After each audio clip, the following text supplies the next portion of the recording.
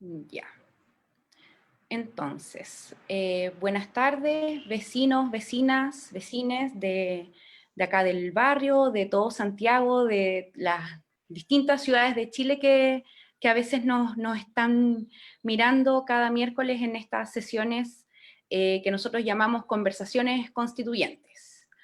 El día de hoy tenemos un tema muy relevante, sobre todo para las organizaciones y para estos nuevos movimientos que se han generado a raíz del 18 de octubre y de toda esta efervescencia respecto al plebiscito y al cambio de constitución, que es la participación popular y la democracia directa, o sea, cuáles serían como esos mecanismos. Y para conversar de esto hoy tenemos a dos invitados, tenemos a Susana Riquelme, ella es, es creadora de la ONG Gestión Popular y además de TecFem. Si han escuchado hablar de TecFem, si no, métanse en las redes sociales para que sepan de qué se trata y además es vecina del barrio, así que muy bienvenida Susana a esta conversación.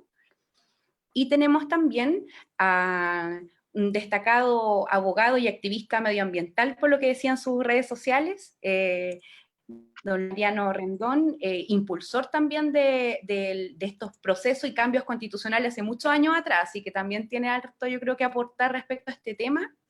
Les damos las gracias por estar acá en este humilde espacio de conversación que hemos creado con un grupo de vecinos para informar a nuestros vecinos y a quienes nos están mirando respecto a este proceso y a todos los temas que queremos en el fondo que estén en esta nueva carta que nos va a regir en el futuro. ¿Ya? Con eso comenzamos, también tenemos algunas preguntas preparadas, pero las personas que nos están viendo pueden hacer sus preguntas también ahí a las redes sociales, si quieren preguntarle algo directamente a Luis Mariano o a Susana, lo pueden hacer, o a ambos, es un espacio libre, así que esperamos también sus preguntas. Para partir, tenemos como unas dudas de inicio que ahí no sé quién de los dos las puede responder o si quiere la responde los dos, ¿ya? Que es cuál es el proceso que hay que seguir para que se apruebe una ley en Chile y quiénes en el fondo las pueden presentar. Bueno, si gustan, puedo referirme como brevemente a eso, de acuerdo a la normativa de la Constitución actual. El proceso legislativo puede tener inicio en la Cámara de Diputados, en el Senado o por mensaje del presidente de la República. Es decir, pueden presentar un proyecto de ley diputados, pueden presentarlo senadores o puede presentarlo el presidente de la República. Y hay determinadas materias que solamente pueden presentar diputados, otras que solamente pueden presentar senadores y otras que solamente puede presentar el presidente de la República, particularmente las que tienen que ver con gasto público. Esa es la normativa que existe hoy día en la Constitución. Entonces, como vemos, ahí no hay ningún espacio de participación ciudadana. Solamente los elegidos,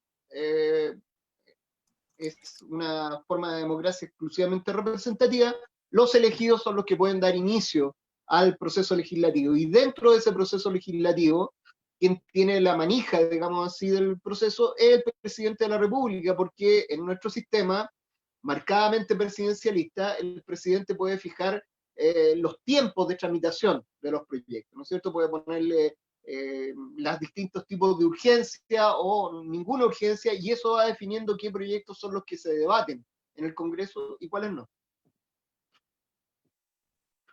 Claro. Susana está silenciada.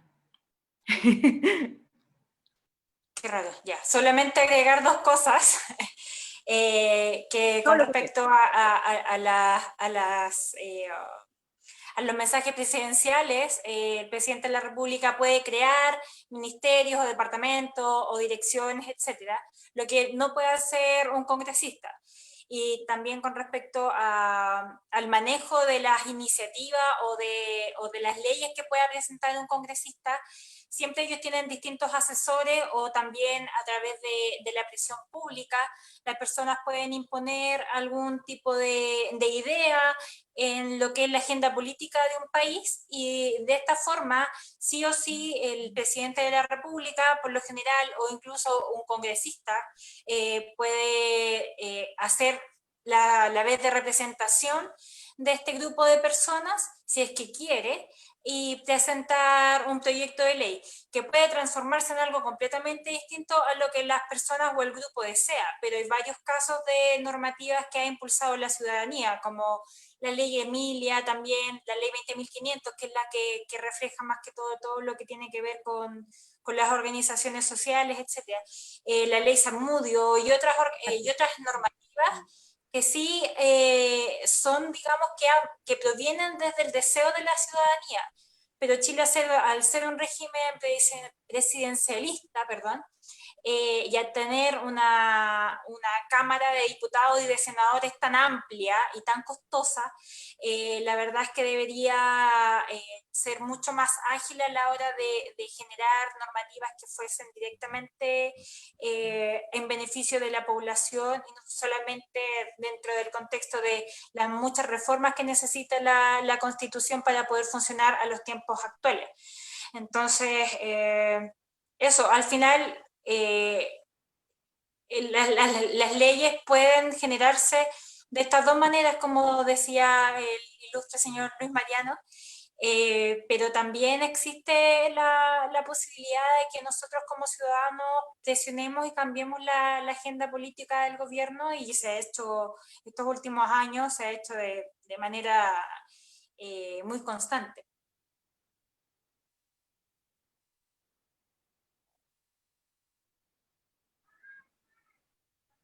Eso.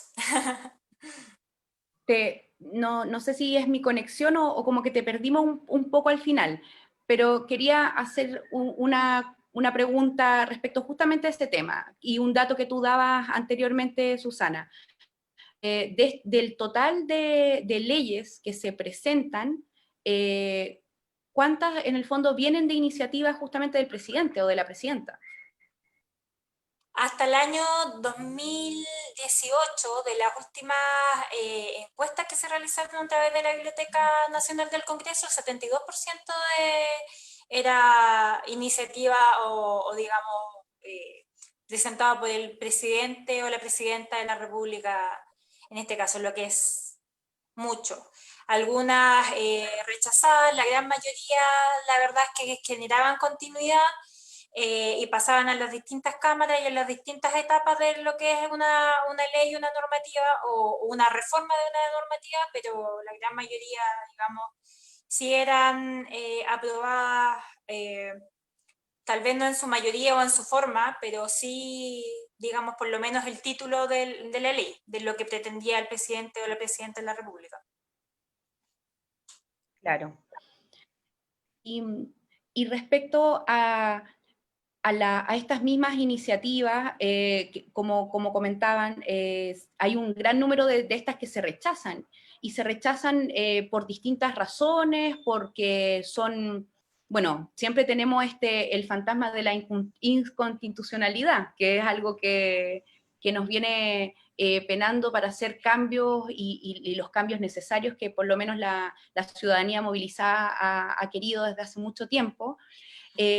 ¿Puede, por ejemplo, el presidente de alguna manera presentar un proyecto, una medida que ya venga con un dejo de inconstitucionalidad, por ejemplo? Es decir, claro, cualquiera, ya sea el presidente o los parlamentarios, pueden presentar proyectos de ley que puedan ser cuestionados en su constitucionalidad. Y en el trámite del proyecto de ley se irá discutiendo el tema. Esa inconstitucionalidad puede hacer que derechamente no exista la voluntad política de una mayoría para aprobar el proyecto de ley, o puede que finalmente en el sistema actual ese proyecto de ley, al ir al Tribunal Constitucional, sea rechazado por inconstitucional. Eso es nuestra actual normativa. Claro. O sea, Mira, ¿sí? sí, con respecto a eso, o sea, conocemos varios proyectos de ley que han sido presentados, digamos, con mucha presión ciudadana han podido ser aprobados, pero el defecto de esta instancia, de este modelo que existe, es que al final uno presenta una cuestión verde y sale una cuestión morada. Entonces, ese es el tema con las cámaras y con los paneles de expertos que tienen que asesorar en cada una de las normativas. Por ejemplo, en la ley de aborto o otro tipo de normativas que se han ido presentando últimamente en Chile, se deseaba una cosa, pero se terminó tomando otra porque era lo que había, digamos, porque muchas veces estas normativas no solamente depende de que alguien note que se tiene que generar esta ley, que sea el presidente o sea el senador o el diputado, digamos, dependiendo del tipo de normativa, sino que aparte de eso tiene que darse toda la voluntad política para que la ley llegue a plasmarse, digamos, en el diario oficial, eh, y que de la misma forma que llegó a la oficina de parte, digamos, del Congreso. Entonces, mucha la diferencia que puede haber de un lado para el otro, como lo que pasó con la reforma tributaria, digamos, que mucha gente hasta el día de hoy alega de que era una muy buena idea, que tenía muy buenos conceptos y era muy fácil de seguir y muy conveniente para las pymes, y ahora es una cuestión completamente distinta. Pero lamentablemente la gente en el general se queda con el título, porque somos muy buenos para leer la prensa y muy buenos para leer el título del Uno, el Mercurio u otro diario, y no leemos el texto completo y al final pensamos que es lo mismo. Y tiene la normativa tiene tantas vueltas y tantas intervenciones, tantos lobbies que se permiten a través del sistema actual, que al final el deseo de las personas o inclusive del mismo presidente o presidenta puede ser completamente eh, reformulado, digamos, en el facto. Y después la implementación, ese otro cuento. Yo como administradora pública, y probablemente ustedes también han visto mucho, es tan diferente el tema de la implementación porque tienes que ver todo el área de presupuesto para la normativa cuando necesita el Claro. presupuesto, que sí o sí va a necesitar, sea de la forma que sea, porque tienes que hacerlo llegar la carta a los distintos servicios o como sea que se tenga que implementar. Necesita un presupuesto, necesita un ítem de la partida presupuestaria, etcétera, y tiene que llegar hasta el último soldado, digamos, hasta al último funcionario público que la tiene que comprender, se le tiene que capacitar, etcétera. Entonces, igual es un cuento largo como está hoy en día. La constitución que tenemos actualmente es una constitución cara, muy enredada y muy difícil de interpretar porque tiene tantos parches que la verdad te puedes encontrar con muchas piedras en el camino. Y pasa a veces lo que nosotros pudimos ver también con el tema del proyecto del retiro del 10%, donde las personas comenzaron a celebrar ya como un triunfo cuando se aprobó la idea de legislar, por ejemplo. A veces, y sobre todo ahora que las personas están más atentas a lo que hace el Congreso, que por lo menos yo creo que es algo muy positivo, es más relevante aún, por lo menos en este periodo que estamos, el educar a las personas en los procesos legislativos actuales, por estas cosas que se dan donde hay interés de las personas por verlos, las tramitaciones, e incluso eso también ha llevado a que los mismos senadores y diputados tengan hasta más cuidado lo que dicen, porque después se tienen que desdecir si dicen alguna barbaridad, como ha pasado en estos últimos días con algunos diputados. La segunda pregunta que tenemos preparada es, pensando justamente en cuáles serían como distintas alternativas, ¿cuál es la diferencia entre una democracia directa y una democracia representativa con una iniciativa popular de ley? No sé quién de los dos quiere responder primero. Sí, si quiere, puedo Sí, por favor. plantearle algunos conceptos centrales. Bueno, la democracia directa es el ideal, digamos, donde son los ciudadanos y ciudadanas los que directamente, como su nombre lo indica, toman las decisiones.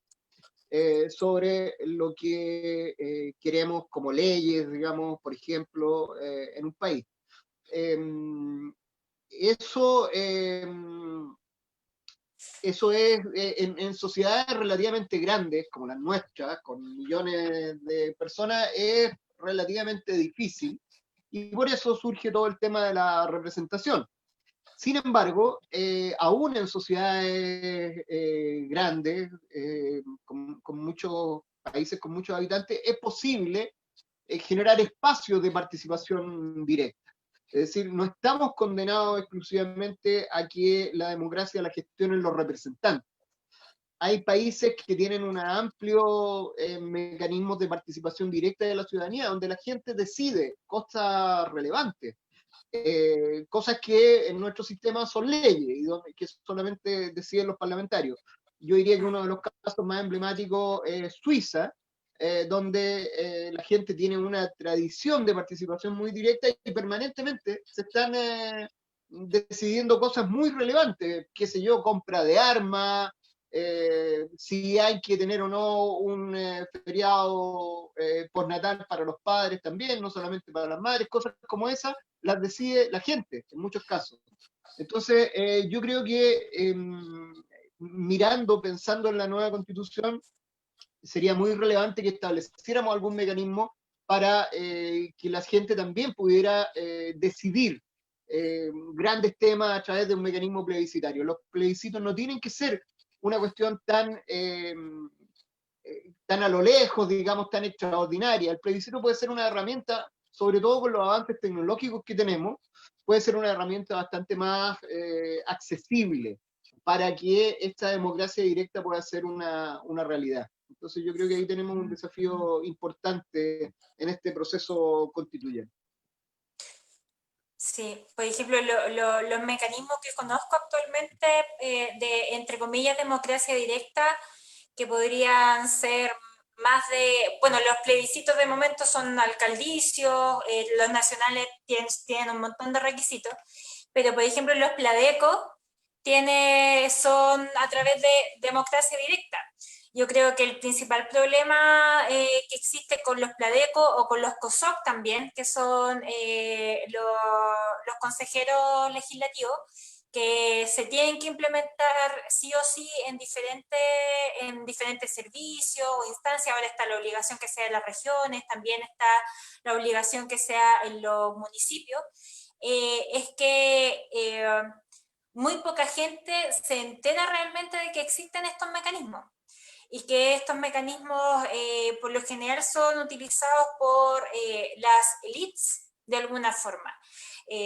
Los mismos pladecos son es muy poca la participación de empresas comunales o de organizaciones sociales comunales, digamos, que vayan variando durante los años, cada 4 años, para poder generar un nuevo plan de la comuna de cómo se van a establecer los modelos de obras públicas, de economía, salud, de educación, etcétera. Y siempre participan los mismos y siempre al final es como un copy-paste de lo anterior, sin mayores renovaciones y sin mayores ideas nuevas, digamos, menos en el área económica. Por algo Chile es un país que está acotado con respecto a las cuestiones económicas. Y con respecto a los COSOC, al final, se ha utilizado esto para tener asesores gratis para distintos parlamentarios o para distintas comunas, digamos. Entonces, sí existen algunos mecanismos democráticos de democracia directa en Chile, en los microgobiernos, digamos, o también en los ministerios o en las subsecretarías, pero las conocen muy poco. O sea, el sistema de comunicación que hay en Chile, no sé si será a propósito o si será así en toda Latinoamérica. Yo tengo una visión un poco acotada de eso. A lo mejor es la idea de que la gente realmente no participe, que siempre se quede el mismo círculo dando una y otra vuelta con las mismas ideas, con los mismos conceptos, con las mismas necesidades también de destacar o de que sus ideas sean las que implementen o se plasmen en todas las iniciativas o todas las revisiones de leyes que se tienen que hacer, porque al final los COSOC, digamos, tienen que revisar algunas cuestiones, presupuestos, etcétera.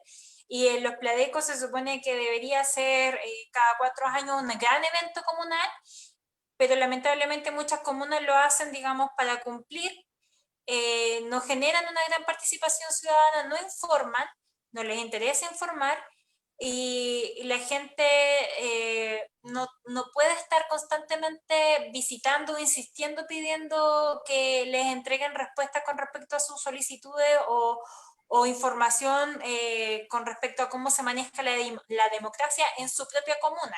No se hace ni siquiera en las juntas de vecinos de manera muy amplia. Imagínate No, las comunas.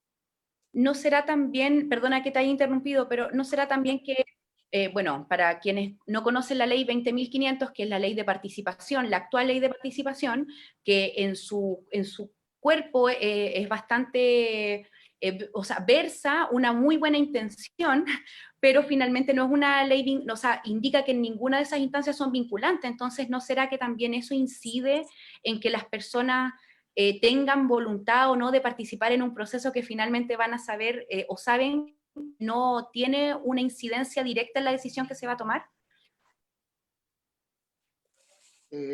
Mira, creo que ahí hay un error, ¿ah? Porque en la ley 20.500 sí hay mecanismos vinculantes. El Sí. plebiscito comunal, yo antes me había referido, cuando hablamos de la democracia directa, me había referido solamente al terreno nacional, pero Claro. efectivamente hay otros espacios, y uno de ellos es el espacio comunal, y en el espacio comunal, por un tema de escala, es mucho más factible formas de democracia directa. Es difícil hacer participar a una decena de millones de habitantes en una decisión, pero a 30.000, 40.000, 50.000, que pueden ser los ciudadanos con derecho a participar en una comuna, eso es mucho más factible. Y la ley 20.500 contempla los plebiscitos comunales, y los plebiscitos comunales, cuando vota más del 50% del universo electoral, son vinculantes. Eso es una herramienta relevante. A mí me ha tocado hacer valer estos plebiscitos, porque a veces los alcaldes intentan desconocerlo, buscan alguna chiquiñuela, ya la gente le dijo que no a determinada cosa, pero busca alguna chiquiñuela para hacerlo. A mí me ha tocado hacer valer estos plebiscitos comunales ante los tribunales para hacer que se respete esa decisión de la ciudadanía y no se le permita al alcalde darle algún tipo de vuelta y escabullir esa decisión. Así que hay espacios de decisión vinculante. No son lo suficiente, seguramente podrían haber más, pero hay algunos. Entonces, cuando, en general, y esto como una reflexión más genérica, cuando hablamos de la Constitución, sí, es cierto, se pueden avanzar mucho, pero también hay que conocer las cosas que hoy día existen, porque hoy día existen herramientas que, conociéndolas con una buena educación de la ciudadanía, pueden ser muy útiles para una democracia más vibrante, más activa, digamos. Sí. Sí, tú has dicho algo que es súper clave, que es como a quién le toca en el fondo educar a la ciudadanía respecto a estos mecanismos y cómo uno los puede empezar a conocer. Eso ahí creo que también hay una brecha que no sé si le toca a los municipios necesariamente o es ya un tema más general, pero creo que hay también ciertos elementos no sé si de desincentivo tal como la palabra, pero sí de no hay mucha difusión respecto a eso. Es Se ve que como que hay dudas, hay como también distintas instancias donde uno no sabe muy bien como hasta dónde llega la participación, porque después, como decían ustedes, hay ciertos mecanismos donde el mismo alcalde puede empezar a desconocer la decisión, entonces partir por eso y porque los municipios también eduquen sería fundamental en este sentido, con la ley actual. Y sí, yo creo me que también de que recuerden referirse al tema de la iniciativa de ley, la iniciativa popular de ley. ya, la iniciativa popular de ley, ya. Pero retomando un poquito lo anterior, yo creo que el gran problema que existe, por ejemplo, en democracias como la chilena, es el tema de la educación cívica. O sea, después del golpe militar nos quedamos sin educación cívica. eh, y ya no hay mucha conversación entre los vecinos. Ahora, último, después del estallido social y después del año 2011, que coincide con el tema de la 20.500 también, la gente ha empezado a conversar más con respecto a sus derechos y sus deberes como ciudadanos, y el que esté la atención tan puesta en el Congreso hoy en día de verdad es muy satisfactorio, porque hay muy poca información con respecto a cómo se maneja un país en muchos sentidos. Y lo principal, y esto radica principalmente en que no existe educación cívica, existe muy poca discusión dentro de las familias también. No sé, está el adultocentrismo de que a los niños no se les puede hablar de política, entonces después se crían ciudadanos ignorantes que se van a informar por internet, a través de algún canal de YouTube de algún fanático político, como los que conocemos acá en Chile, o etcétera. Entonces, no existen canales adecuados para educar a la gente una vez ya están autoeducados o mal educados, digamos. Entonces, si no se implementa una educación cívica real, que recién ahora se logró, digamos, discutir el tema de la ley de que se implemente la educación cívica en los colegios, difícilmente las generaciones futuras van a poder realmente opinar o integrarse dentro de esta cultura cívica de su medio más cercano, que es la junta de vecinos, el edificio, los condominios. La gente no quiere participar en la asamblea. Imagínate, les pueden estar cobrando 400 lucas mensuales los gastos comunes, pero no participan. O pueden pasar un montón de cosas en su comuna, pero no participan, o les da flojera, o alguien más lo va a hacer. Imagínate, esta instancia se ha dado simplemente porque no existe educación. Entonces, y también porque la gente siente súper limitados los espacios. O sea, se da mucho que la gente llega a un lugar a consultar y lo miran de pie a cabeza, y prácticamente estamos aquí nosotros los que somos amigos, y si tú te querías integrar tenés que ser súper simpático, si no, no te pescamos. Entonces, ese tipo de cosas que pasan en la cultura igual afectan lógicamente el razonamiento político de las personas y los terminan desviando dentro de lo que son las ideas de sus derechos, de sus deberes y de lo que es o debería ser la política. Por eso mucha gente desprecia la política también, porque no tienen ni idea que es una conversación diaria, una conversación en tu comuna, en tu colegio, en tu escuela, con tus amigos, etcétera. La desprecian porque simplemente no encuentran un espacio. Claro. Luis, no sé si quieres como complementar algo respecto a lo que habíamos preguntado sobre cómo sería una democracia si hubiera, o cómo sería nuestra democracia si hubieran también posibilidad de la iniciativa popular de ley, por ejemplo. Claro, la iniciativa popular de ley consiste en que un determinado número de ciudadanos puede presentar también un proyecto de ley a tramitación. No sería solamente los diputados, los senadores, el presidente, sino que también la ciudadanía. Siempre se establece un número, no puede ser simplemente una persona, digamos, porque hay que buscar un nivel de representatividad, porque no se trata solamente de presentar el proyecto de ley, sino que de obligar a que sea tramitado. Entonces, para eso tiene que haber un cierto respaldo. Serán 1.000, serán 2.000, serán 5.000 personas, no sé. Eso es un tema discutible, pero de lo que se trata es eso, que las personas digan, mire, yo creo que esta ley es necesaria, la queremos impulsar, y aquí está el proyecto de ley correspondiente. Debátanlo.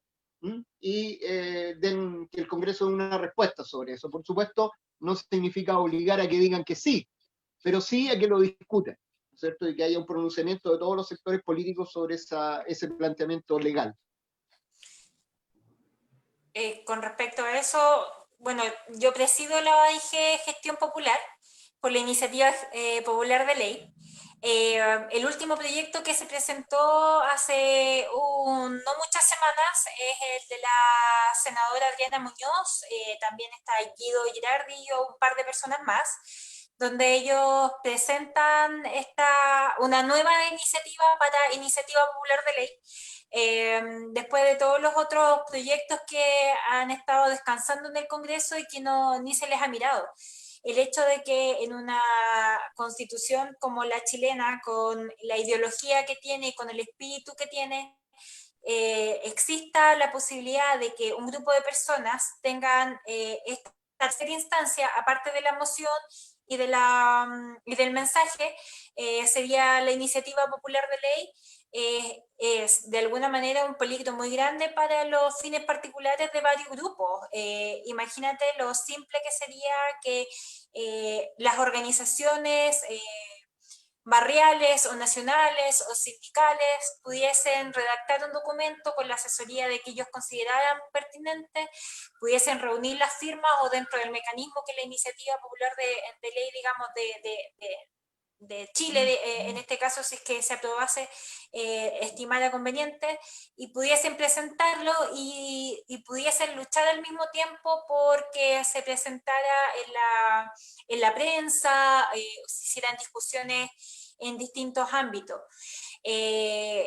Chile sería súper distinto, así como hay otros países en el mundo como España, Suiza, Italia, creo que lo tenía, Hungría, en Europa también, España, Italia, Austria, Hungría, y en Latinoamérica está Uruguay, Cuba, Ecuador, Venezuela, Guatemala, México, Nicaragua, Paraguay, etc. Y Chile no lo tiene porque estamos súper limitados. O sea, obviamente dirían que es inconstitucional el hecho de que se haya presentado tantas veces y que no se le haya dado ningún tipo de relevancia ni discusión, ni que esté ahí durmiendo en el Congreso, es significativo.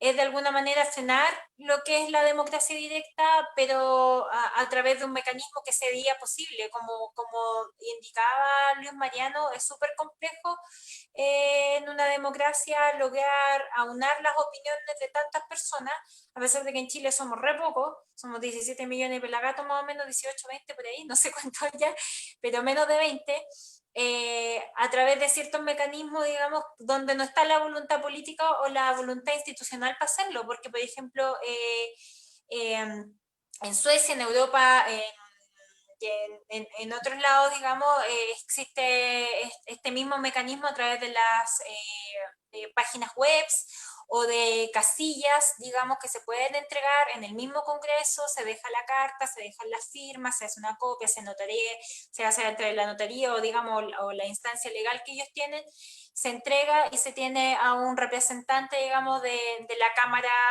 que a ellos le pertenezca, digamos, dentro del sistema político que ellos tienen. Y podría ser perfectamente igual acá en Chile, con las salvedades de las iniciativas que se han presentado. Pero la verdad, estamos como lejos de discutirlo, y me imagino que en este nuevo proyecto de Carta Magna, en esta nueva constitución, con todas las limitaciones que están habiendo de momento, porque son 155 personas, que el tema de las listas, etcétera, si partiéramos con la instancia de que exista la iniciativa popular de ley, que sí o sí tiene que estar en esta nueva constitución, nos cambiaría mucho el escenario, porque a pesar de que a lo mejor no sea completamente nuestro gusto esta nueva Carta Magna, porque hay muchos peligros, hay muchas instancias maravillosas que se pueden dar, pero también hay varios otros peligros políticos, el tipo de personas con las que estamos acostumbradas a que nos legislen. Pero si existiese este mecanismo, si fuese impuesto en esta nueva Carta Magna, nos ahorraríamos hartos problemas, porque ya tendríamos de alguna otra forma una democracia directa, sí o sí, de alguna forma funcionando, y en algún momento se podría reforzar. Sí. Ahí yo creo que lo que todos los que podríamos como ciudadanos estar integrados en ese tipo de instancias participativas es presionar y empujar para que efectivamente en la nueva constitución estén consignadas, si no, también es difícil que de los mismos parlamentarios salga o empujen con algo que se han resistido por tanto tiempo y que lleva tanto tiempo durmiendo en el Congreso. O sea, ya sabemos que que estamos en una época álgida, donde todo lo que se quiera incorporar en esta nueva constitución, y justamente algo tan central como son los mecanismos de participación, deberían ser también elementos centrales, y por eso es el que nosotros quisimos tocar este tema hoy. Primero, que los vecinos y las vecinas supieran de qué se trata esto de la iniciativa popular de ley y cuál es como la diferencia con los mecanismos actuales, que es lo que ustedes en el fondo han explicado con sus intervenciones. Ahora, por ejemplo, si se llegara a implementar la iniciativa popular de ley, o hubiera otro mecanismo, en el fondo, ¿cómo aseguramos que constitucionalmente las personas van a tener derechos y derecho a participar de alguna manera en los procesos y en las decisiones que se toman? O sea, es que básicamente va a seguir siendo lo que es, el espíritu de lo que es una tercera instancia, como una cuarta urna, que fue en su minuto también. Por lo tanto, como la misma normativa va a indicar que es necesario que esta ley o que las iniciativas que se puedan presentar o que las reformas que se puedan presentar vienen desde la ciudadanía, per se van a venir de la ciudadanía. Y tiene que haber todo un trámite administrativo de gestión para que exista un lugar en el cual la ciudadanía lo pueda presentar, porque va a ser como súper complicado que todos nos metamos dentro del Congreso, pero tiene que haber una página web o un buzón, como mencionaba anteriormente, que se utiliza en otros países, o simplemente un representante, que también podría ser como el mecanismo más simple. Y acá esto es súper homogéneo porque cualquier grupo de cualquier pensamiento o situación puede presentar una iniciativa popular de ley. Por Entonces, supuesto. puede sonar un poco fuerte, pero le conviene a todo el mundo. O sea, Sin duda. son ideas nuevas y frescas, porque personalmente yo pienso que de todos lados hay ideas que deben ser tomadas en cuenta dentro de ciertos principios valóricos y coherencia, digamos, pero siempre hay alguien que puede aportar con algo bueno y a lo mejor alguien lo puede modificar un poquito y se puede hacer algo mejor. Pero Claro. la iniciativa popular de ley sería súper útil para todos los entes políticos que existen en Chile y sería muy democrático, muy moderno, muy coherente también y de mucha ayuda para que a lo mejor en algún momento pudiésemos aminorar los gastos del Congreso. O sea, Claro. también existe esa instancia, la cantidad de plata que se gasta hoy día a diario en el Congreso de Chile y todos los asesores, todos los diputados, los senadores, etcétera, toda la gente que polula por ahí, es muchísima plata, es más plata de lo que se va a utilizar en general en una nueva constitución. Entonces eso es algo que hay que tener en cuenta, que Chile es un país que tiene recursos limitados, por lo tanto, entre mejor utilicemos esos recursos, de alguna u otra forma va a ser beneficioso para todos. Claro. ¿Y Luis Mariano piensa similar o tiene una otra, de alguna manera, alguna propuesta también como para asegurar la participación o mayor participación o mejor participación en una nueva constitución? Sí, yo creo que mecanismos como la iniciativa popular de ley es un mecanismo interesante, pero, pero creo que pueden haber, desde mi punto de vista, hay cosas que son mucho más relevantes para tener un sistema político más democrático y con más decisión de la gente. Particularmente soy partidario de que en Chile se establezca un régimen político de tipo parlamentarista, no el régimen fuertemente presidencialista que tenemos hoy día, porque eso hace que sea un sistema mucho más dinámico y que en determinados momentos de crisis, sencillamente el Parlamento se disuelve, no es nada caótico, digamos, no es dramático, es un mecanismo normal, se disuelve y hay nuevas elecciones.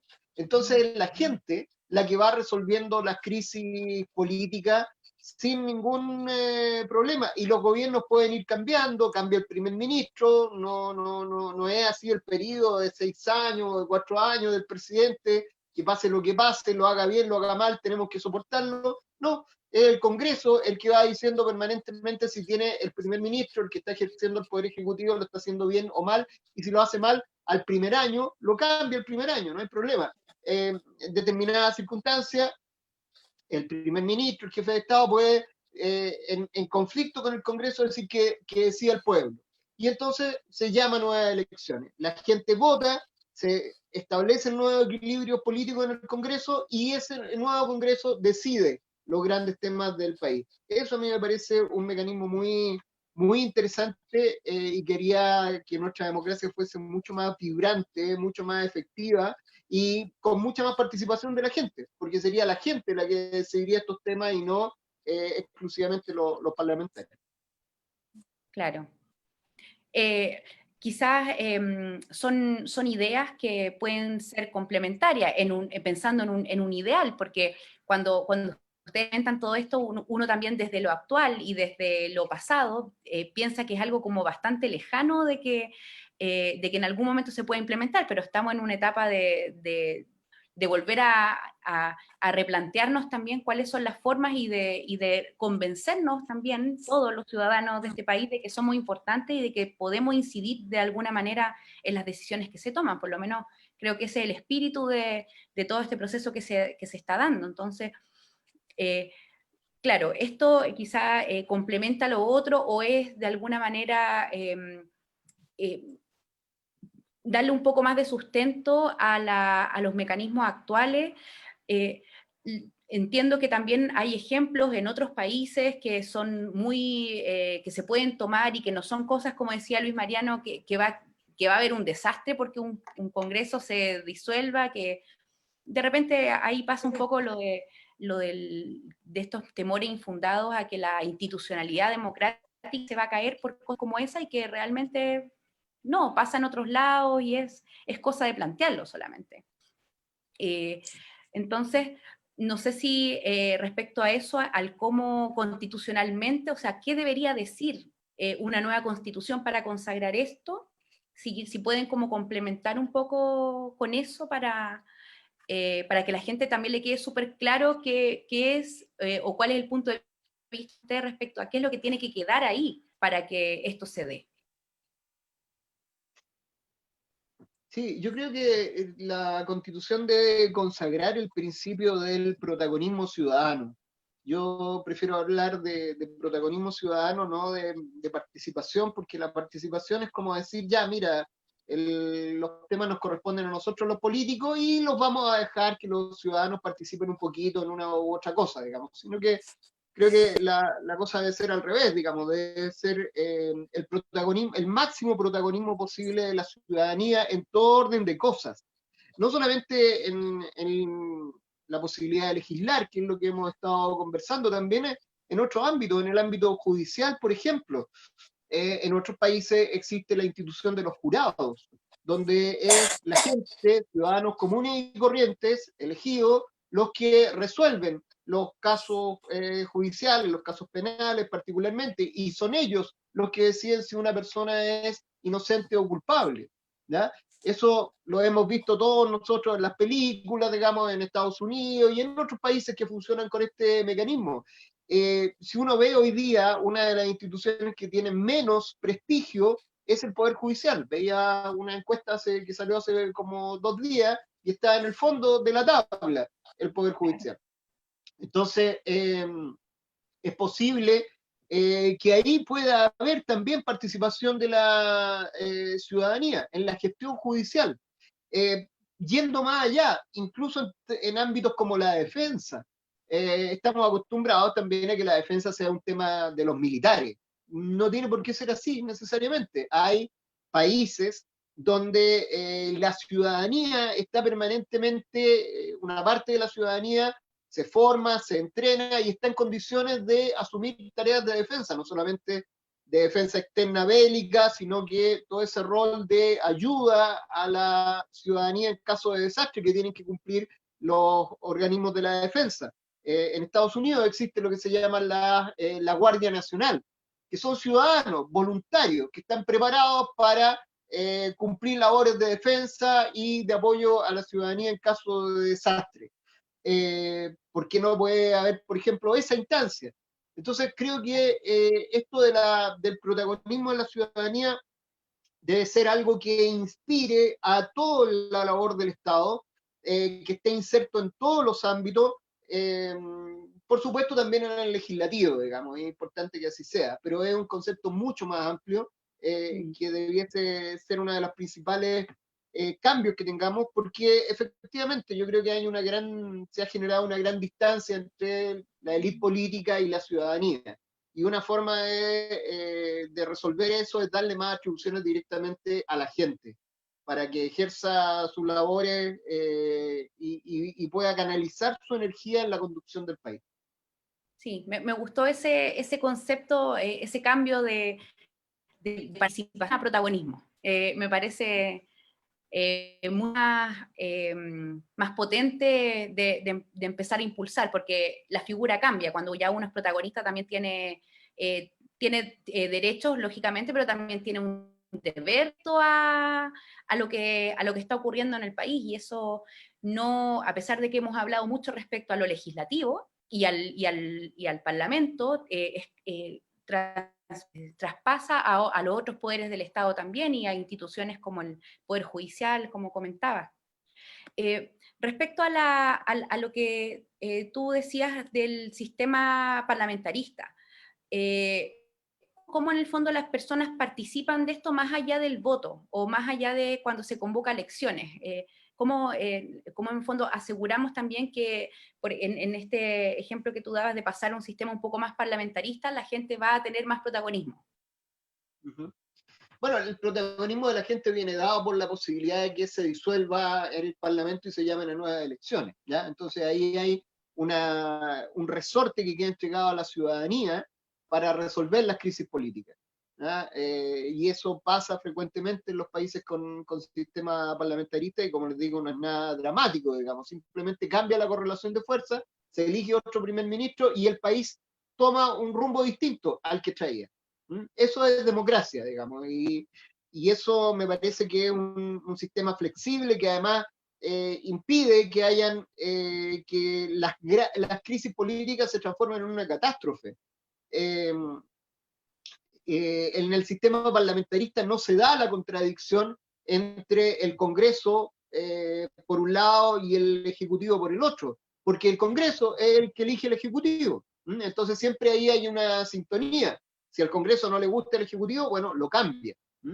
En determinadas circunstancias la gente elige un nuevo Congreso.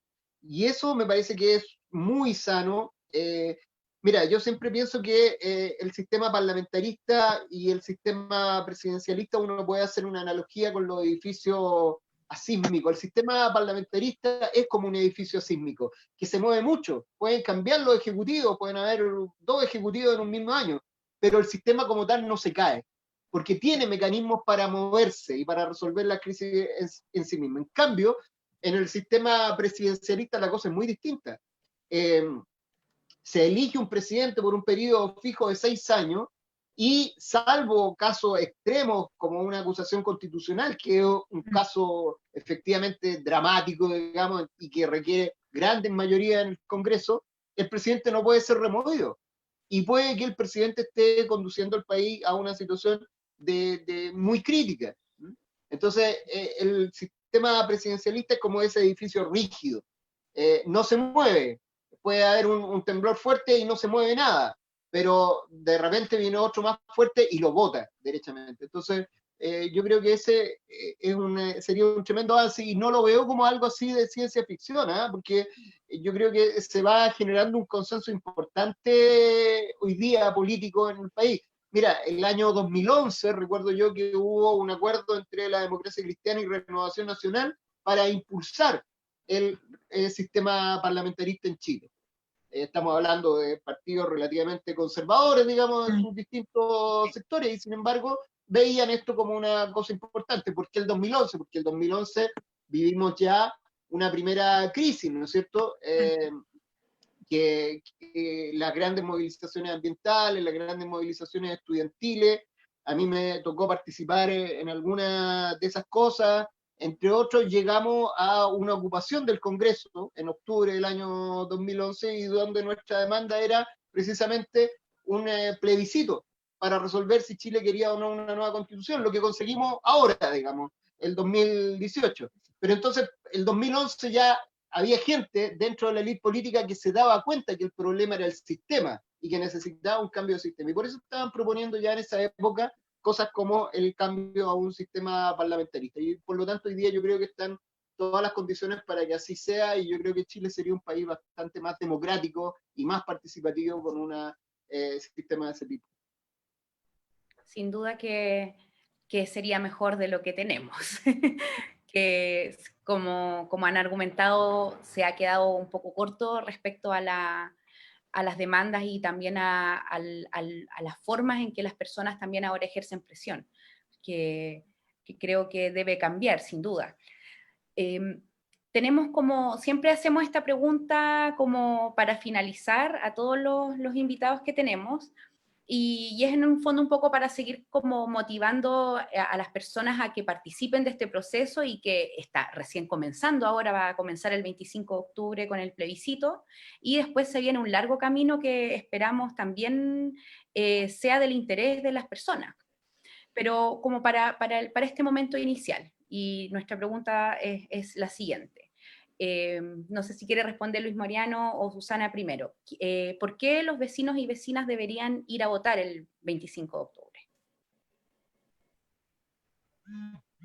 Luis Mariana.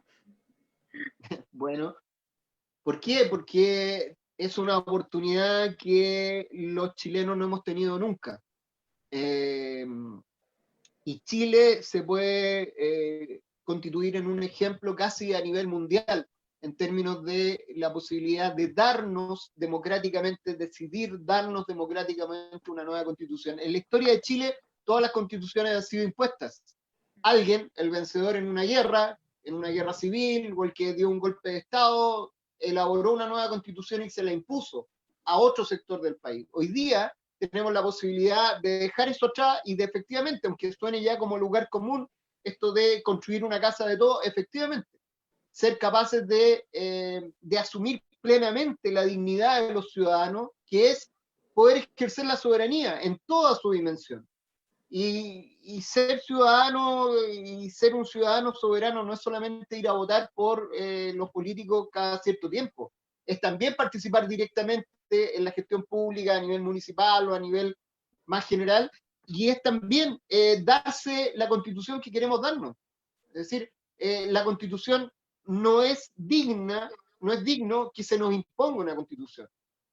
Lo digno de todo país es que se pueda dar democráticamente una constitución, y esa posibilidad tenemos ahora. Entonces me parece tremendamente positivo, tremendamente esperanzador para el país que eso pueda ocurrir, porque además lo necesitamos. No es solamente que nos permita tener un país plenamente democrático, sino que nos permitirá dejar atrás toda una serie de trampas que tiene la Constitución de 1980 y que impiden que las mayorías del país decidan los cambios que son necesarios. Ese es el tema de fondo. El problema con la Constitución del 80 es que su origen ilegítimo, sabemos, fue impuesta, no había registros electorales, no había pluralismo político, pero además de ser impuesta de esa ilegitimidad de origen, tiene mecanismos antidemocráticos, lo que se llaman los quórum calificados, que hace que, aunque hay una mayoría en el Congreso que quiere hacer determinada cosa, no puede hacerlo. Y eso es esencialmente antidemocrático, y eso explica que vivamos en un país con tanto abuso y con tanta desigualdad, porque el sistema político fue diseñado para impedir que las mayorías decidieran los destinos del país, y eso lo podemos dejar atrás a partir del 25 de octubre si gana la opción de aprueba. Así que por supuesto que es muy importante y ojalá todo el mundo vaya y ejerza su derecho ciudadano. Si gana el apruebo y si gana la opción de la Convención Constitucional también. Así es. Muchas gracias, Luis Mariano. Susana, ¿por qué los vecinos y vecinas tienen que ir a votar el 25 de octubre? sea, Chile es un país que tiene demasiados conflictos desde su cultura, desde cómo nos coincidimos, cómo nos vemos nosotros mismos como chilenos, como personas, como ente participante, como ente opinante, y todos pagamos impuestos, de alguna u otra forma, y pagamos más impuestos incluso que los que están tomando las decisiones en el Congreso, o los que tienen el dinero y los recursos y a la gente para hacer el lobby para poder generar las leyes. O incluso nosotros tenemos o podemos tener mejores ideas que los que están hoy en día en televisión o en el mismo Congreso ejerciendo todo su poco o mucho nivel intelectual para poder ejecutar una normativa que nos va a afectar. O sea, a mí me afecta todo lo que pasa, me afecta lo que pasa con el Ministerio de Educación, me afecta lo que pasa con el Ministerio de Salud, me afecta lo que pasa con el Ministerio de Vivienda. Imagínate que en Chile no tenemos derecho a un derecho fundamental que es a la vivienda. Género, etcétera. Hay un montón de cosas de que yo, persona que vivo en un país, que lo muevo con mi fuerza laboral, con mi fuerza intelectual, con los ciudadanos que estoy criando para que en algún minuto puedan ser personas de bien dentro de este país y puedan generar recursos, etcétera, ideas, estoy pagando impuestos y no voy a tener derecho a decidir cuál es mi constitución, sea cual sea mi pensamiento. Soy yo el que tiene derecho a elegir cómo se hacen las cosas en el lugar donde yo habito, donde yo participo y el país que yo muevo, gracias a mis impuestos, gracias a mi voluntad y gracias a mi trabajo. Por lo tanto, yo como ciudadano tengo que ir a votar sí o sí, no solamente porque la Constitución sea ilegítima, que es una cuestión que todos sabemos, que no se puede negar, que por mucho que digan que se ha generado un montón de cambios, que reforma aquí, reforma allá, también son reformas ilegítimas porque tampoco la gente ha tenido idea o tampoco ha podido participar. No ha sido nuestra fiesta, no ha sido nuestra instancia para poder opinar, pensar, debatir o lo que sea. Y ahora, a pesar de que existen muchas limitaciones, tenemos esa oportunidad y esperemos que en un futuro no tan lejano podamos tener una oportunidad que sea mucho más amplia. Pero hoy en día es lo que hay y con lo que hay tenemos que hacer un buen trabajo y tenemos que unirnos como entidad política, digamos, desde nuestro pensamiento, por lo menos el mío es un pensamiento de izquierda. Tenemos que unirnos de tal manera que en nuestra idea, nuestro sentir, nuestros valores puedan ser respetados en esta Constitución, porque nosotros queremos igualdad de género, queremos vivienda digna para los chilenos, queremos una salud digna para los chilenos, queremos educación digna para los chilenos, para todos los chilenos, y queremos un país que avance culturalmente hasta los ideales que muchos tenemos, que son los ideales de Europa, con todas las características económicas, sociales, etcétera. Porque la Constitución actual, lamentablemente, es un plan económico para cierto grupo de personas, donde las pequeñas empresas o las medianas empresas tienen que luchar contra viento y marea de una manera grotesca para poder salir adelante, y cuando los que están dentro de los círculos de poder, sean diputados, senadores, etcétera, le hacen el favor a un amigo o ellos mismos, etcétera, y pueden generar grandes fortunas gracias a estos círculos de poder. Esta es una pequeña instancia en la que nosotros todos podemos ampliar nuestras oportunidades, sea el pensamiento que tengamos, pero es una oportunidad para poder participar. Súper. Bueno, queremos agradecerles a ustedes por estar acá, por darse el tiempo de hacer esta conversación. Nosotros creemos que es súper importante estas instancias de donde nos formamos y nos educamos entre todos, y sobre todo desde el barrio, que es el espacio que nosotros compartimos y por el cual nos unimos en el fondo. También mandar saludos a algunas personas que nos están viendo desde Maipú, bueno, desde Santiago también, y a Concepción. También tenemos fieles auditores ahí en Concepción. vecinos dicen muchas gracias por la iniciativa, otros dicen, bueno, se sigue aprendiendo, que se agradecen a ustedes también a los invitados, y esperemos a ver qué es lo que viene el devenir de estamos en tiempos álgidos, todos los días está pasando algo aquí en política, y es bueno que la gente se involucre y se siga instruyendo también respecto a esto, así que muchas gracias por estar hoy con nosotros. Muchas gracias por la invitación. Sí. Chao, chao. Chao, Chao. muchas gracias.